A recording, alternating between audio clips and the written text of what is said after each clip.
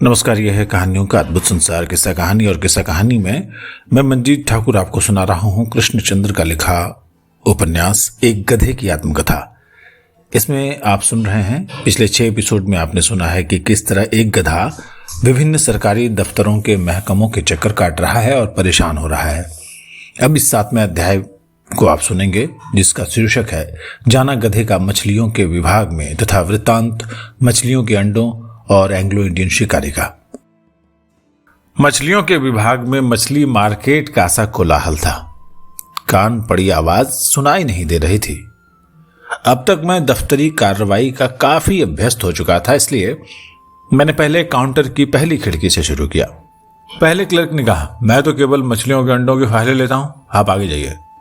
दूसरे क्लर्क ने कहा, मेरे पास तो केवल मछलियों से संबंधित जानकारी के फाइलें हैं, वो भी केवल 3 प्रकार की मछलियों के संबंध में, रोहू, साइमन और पॉम्पलेट। आपने क्या नाम बताया? रामू, मैंने धीरे से दोहराया। क्लर्क ने इनकार में सिर हिलाकर कहा, इस नाम की कोई मछली हमारे पास नहीं है, आगे जाइए। तीसरे क्लर्क से मैंने छूटते ही कहा, एक मगरमच्छ है। तीसरा क्लर्क बोला, शार्क मछली के तेल के बारे में या जापानी ट्रॉलर को किराए पर लेने के बारे में अगर आप पूछना चाहते हैं तो पूछ सकते हैं, वरना आगे जाइए।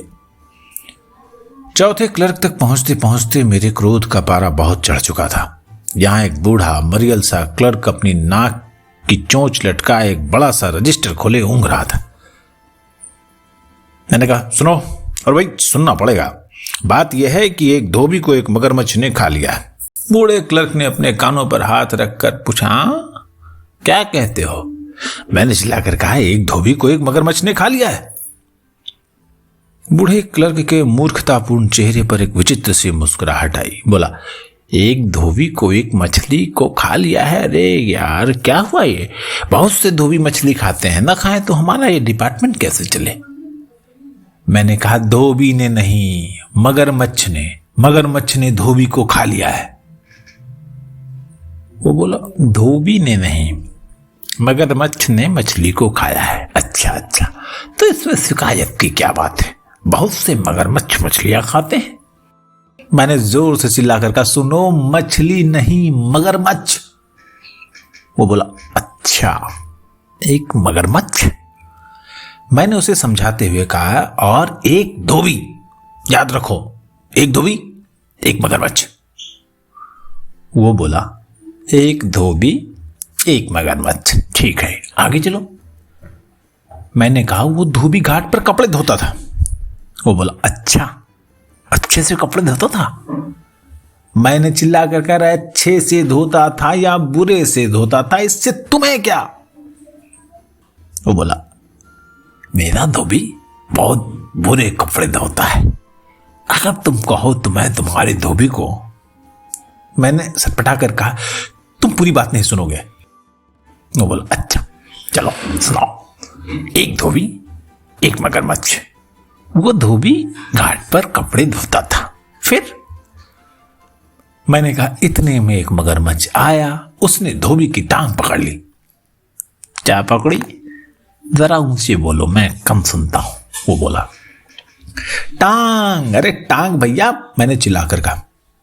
मुर्गी की? क्लर्क खुशी से चिल्लाया, मुर्गी की नहीं, धोबी की टांग। धोबी की टांग तो मैंने कभी नहीं खाई। बूढ़े क्लर्क ने दुख प्रकट करते हुए कहा, कैसी होती है? मैंने बिल्कुल चिल्लाकर कहा, अरे मैंने धोबी की टांग नहीं खाई, मगरमच्छ आया, जब कपड़े धोबी धो रहा था वो पकड़ कर खा गया, समझे? अब समझ गया। क्लर्क ने सिर हिलाकर कहा, धोबी कपड़े धोता था, इतने में एक मगरमच्छ आया और वो धोबी के कपड़े खा गया। मैंने उसकी ओर बड़े क्रोध से देखा और अगली खिड़की की ओर बढ़ गया। यहां पर एक अधेड़ आयु का एंग्लो इंडियन अपने गंजे सिर पर नीली नाड़ियों का उभरा हुआ जाल लपेटे बैठा था। उसकी नाक से मालूम होता था कि इस समय भी थोड़ी सी पिए हुए है। बड़ी शिष्टता से मुझसे मिला, कहने लगा, फरमाइए, मैं आपके लिए क्या कर सकता हूं? मैंने दिल में सोचा, कहीं ये भी बूढ़े क्लर्क की तरह गड़बड़ा न जाए, इसलिए बहुत धीरे धीरे पूरा वृत्तांत सुनाऊंगा। मैंने कहा, सुनिए, एक मगरमच्छ है, एंग्लो इंडियन महोदय की आंखें चमक उठी। बोला, हाँ किधर है? मैंने कहा, यमुना घाट पर। वो बोला, यमुना पर तो बहुत से घाट हैं, मगर वो कहाँ है? एंग्लो इंडियन महोदय सब कुछ नोट करता जाता था। मैंने सोचा अब मुझे अपने मतलब का व्यक्ति मिल गया है। मन ही मन मैंने भगवान को बहुत धन्यवाद दिया, बड़े गुण गाए। मैंने कहा, कृष्णनगर के पास रेल के पुल के नीचे। एंग्लो इंडियन ने नोट करके पूछा, कितना लंबा चौड़ा है? क्या घाट? अरे घाट नहीं, मगरमच्छ, एंग्लो इंडियन बोला। मैंने कहा, मैंने देखा तो नहीं, मगर लोग कहते हैं 30 फुट से कम नहीं था। हैं? एंग्लो इंडियन की आंखें भी चमक उठी। अब तो उसे गाल भी चमक रहे थे। 30 फुट? वाह वाह वाह वाह वाह। क्या तुम मुझे उस जगह पर ले जा सकते हो? हाँ, ले जा सकता हूं। हम साथ में अपनी राइफल लेकर चलेंगे, वो प्रोग्राम बनाते हुए बोला। राइफल किस लिए? अरे मगरमच्छ के शिकार के लिए। एंग्लो इंडियन मेरी ओर आश्चर्य से देखकर बोला, तुम मगरमच्छ के शिकार के लिए ही आए थे ना? मैंने कहा, नहीं नहीं, बात यह है कि उस मगरमच्छ ने एक धोबी को खा लिया है। उसके बीवी बच्चों की सहायता के लिए मैं यहां। एंग्लो इंडियन का दिल बुझ गया, उसकी आंखों की चमक भी बुझ गई। बिल्कुल कारोबारी और दफ्तरी स्वर में बोला, मैं मगरमच्छ का शिकार तो कर सकता हूं, मगर रामू के लिए कुछ नहीं कर सकता। सॉरी, हमारे विभाग से धोबियों का कोई संबंध नहीं है। मैंने बिल्कुल तंग आकर कहा, तो मैं कहां जाऊं? तुम्हारे विभाग से धोबियों का कोई संबंध नहीं है और किसी दूसरे विभाग का मगरमच्छों से कोई संबंध नहीं, तो फिर इसका संबंध किससे है? ये कैसे पता चल सकता है?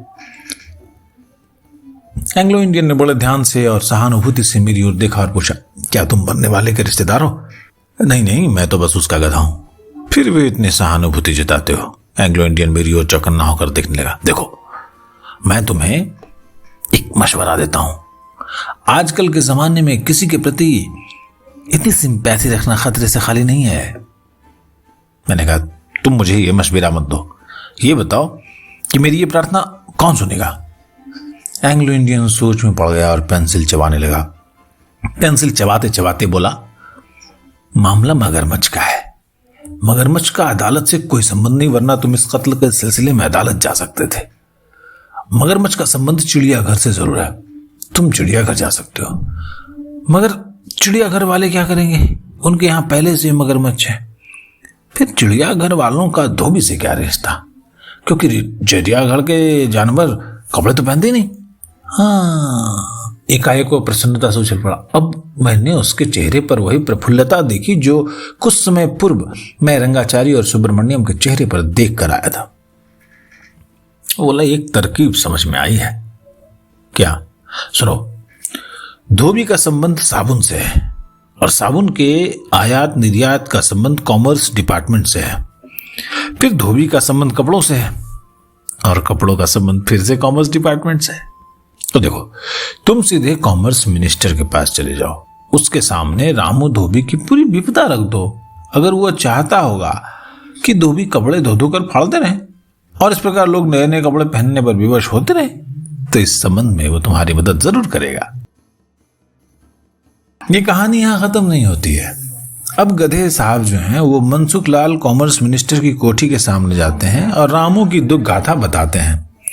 अब क्या होता है सुनिए एपिसोड नंबर 8 में।